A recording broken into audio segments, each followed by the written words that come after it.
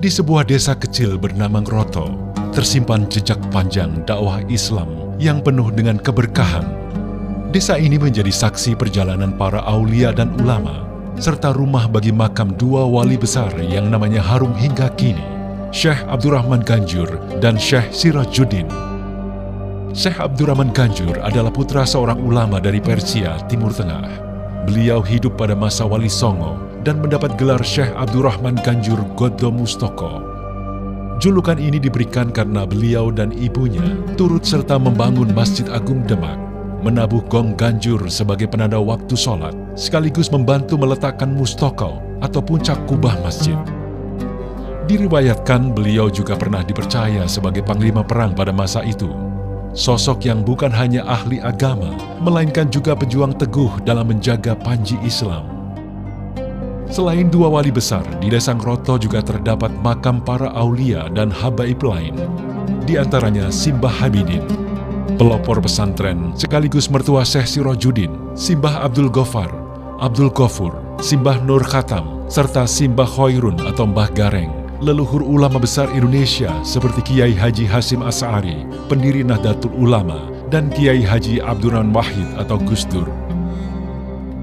Beberapa abad kemudian, hadir Syekh Sirajuddin.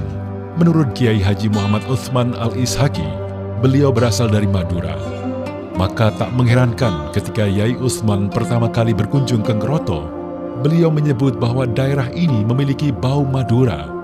Beliaulah yang mendirikan pesantren di Ngroto dan menjadi pusat dakwah Islam di wilayah ini. Dari keturunannya lahir generasi ulama penerus, di antara Kiai Haji Damanhuri, ayah dari almarhum Kiai Haji Masduri Damanhuri, dan Kiai Abdullah, ayah dari Kiai Haji Munir Abdullah. Hingga kini, warisan Syekh Sirajuddin tetap terjaga melalui dua pesantren, yaitu Pondok Pesantren Utsmaniyah yang kini diasuh Kiai Haji Ahmad Faturosat, serta Pondok Pesantren As-Salafi Miftahul Huda yang diasuh Kiai Haji Munir Abdullah. Sekitar tahun 1960-an, Kiai Haji Muhammad Utsman Al-Ishaqi mendapat pandangan kasaf dari Allah Subhanahu wa Ta'ala. Beliau melihat dari kejauhan, di arah timur Semarang, muncul dua cahaya terang benderang. Setelah ditelusuri dengan bertanya kepada Mbah Sirat, yaitu famili dari beliau yang bertempat tinggal di Gerobokan, cahaya itu ternyata berasal dari makam Syekh Abdurrahman Ganjur dan Syekh Sirajuddin di desa Ngroto. Tidak lama kemudian, Yai Utsman datang ke Ngroto. Beliau beberapa kali hadir dalam Haul 1 Muharram atau Haul Suro yang digelar para masyayikh Ngroto bersama ulama sekitar.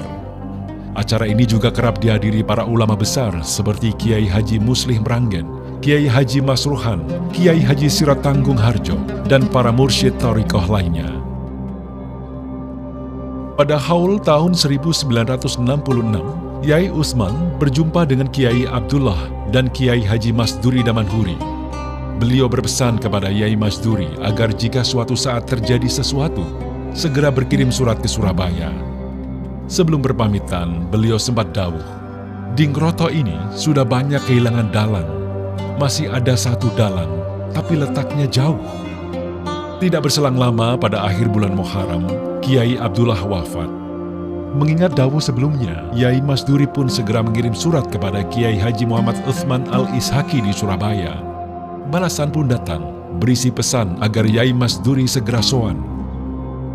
Dalam pertemuan di Surabaya, Yai Utsman menjelaskan maksud dawuhnya bahwa dalang adalah para guru dan panutan yang mulai berkurang.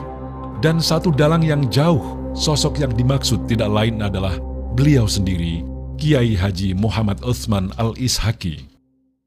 Sejak saat itulah hubungan batin, keilmuan, dan spiritual antara desa Ngroto dengan Kiai Haji Muhammad Utsman Al-Ishaqi terjalin erat. Sebuah ikatan yang meneguhkan posisi Ngroto sebagai salah satu pusat keberkahan, tempat di mana cahaya para wali dan ulama tetap memancar, menerangi generasi demi generasi. Tahun 1971, Yai Masduri bersama 12 orang rombongan berangkat ke Surabaya menghadiri Haul Akbar Jatipurwo. Di sanalah untuk pertama kalinya mereka menerima baiat Thariqah Qadiriyah wa Naqsabandiyah langsung dari Romo Yai Utsman. Seiring berjalannya waktu, semakin banyak masyarakat Kroto yang ikut berbaiat dan rutin menghadiri Haul Jatipurwo setiap 11 Rabiul Tsani. Bahkan pada tahun 1976, Yai Munir yang kala itu masih remaja ikut serta. Namun keterbatasan ekonomi dan transportasi membuat sebagian murid tidak dapat istiqomah hadir. Maka dengan dorongan para murid dan jamaah, Yai Masduri memberanikan diri memohon izin kepada Yai Utsman agar berkenan rawuh ke Ngroto untuk membuka mubai'ah. Permintaan itu dikabulkan. Yai Utsman menetapkan waktu khusus setiap Rabu malam dan Kamis pagi setelah majelis welasan dan Haul Akbar Jatipurwo di bulan Rabiul Tsani. Sejak itulah diadakan secara istiqomah acara mubai'ah sekaligus Haul Ngroto.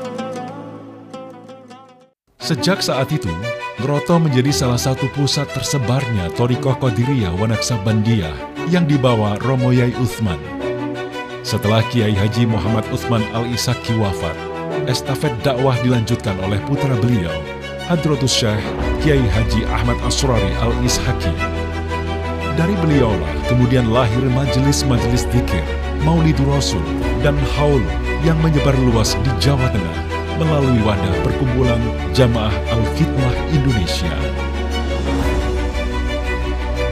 Demikianlah sejarah Haul Ngroto bukan sekedar tradisi, melainkan anugerah besar yang telah Allah takdirkan.